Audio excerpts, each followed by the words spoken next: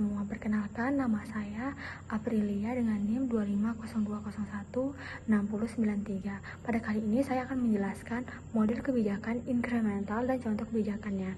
Definisi model inkremental. Model inkremental adalah pendekatan kebijakan publik yang ditemukan oleh Charles E. Lindblom yang menekankan perubahan kebijakan dilakukan secara bertahap, tidak langsung secara menyeluruh, berdasarkan pengalaman dan kondisi nyata. Pendekatan ini dikenal sebagai modeling approach, yaitu penyesuaian kebijakan secara perlahan agar lebih realistis dalam menghadapi masalah yang kompleksitas. Selanjutnya, perbedaan model inkremental dan model rasional. Model rasional menganggap pembuat kebijakan memiliki informasi lebih lengkap dan mampu memilih solusi terbaik secara optimal. Namun, dalam praktiknya ini sangat sulit karena keterbatasan waktu, sumber daya, dan kompleksitas masalah, sehingga pendekatan ini sering dianggap kurang realistis.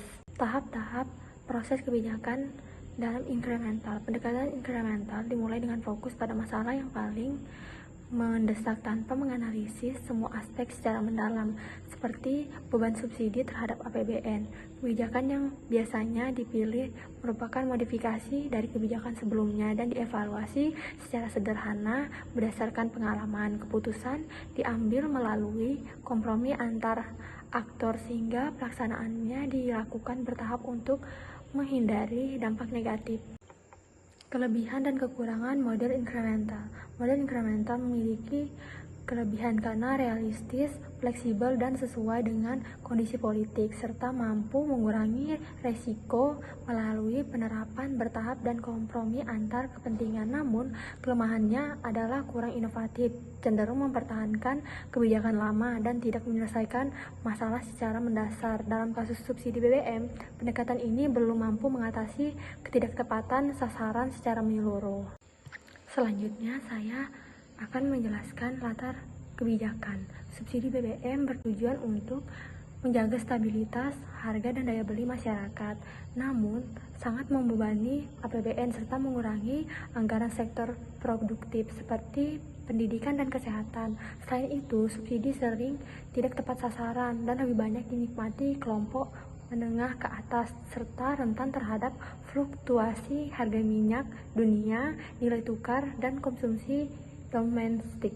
Selanjutnya, analisis proses kebijakan dengan model inkremental. Kebijakan subsidi BBM di Indonesia bersifat inkremental karena dilakukan bertahap melalui penyesuaian harga dan pengurangan subsidi untuk menghindari gejolak sosial. Salah satu upayanya adalah pengalihan subsidi menjadi bantuan langsung agar lebih tepat sasaran. Prosesnya melibatkan pertimbangan ekonomi, sosial, politik, sehingga perubahan dilakukan secara bertahap dan penuh kompromi. Identifikasi aktor, kompromi, dan tahapan inkremental. Kebijakan subsidi BBM melibatkan pemerintah, DPR, masyarakat, dan badan usaha energi dengan kepentingannya yang berbeda-beda sehingga memerlukan kompromi. Pemerintah menyimbangkan efisiensi anggaran dan tekanan sosial.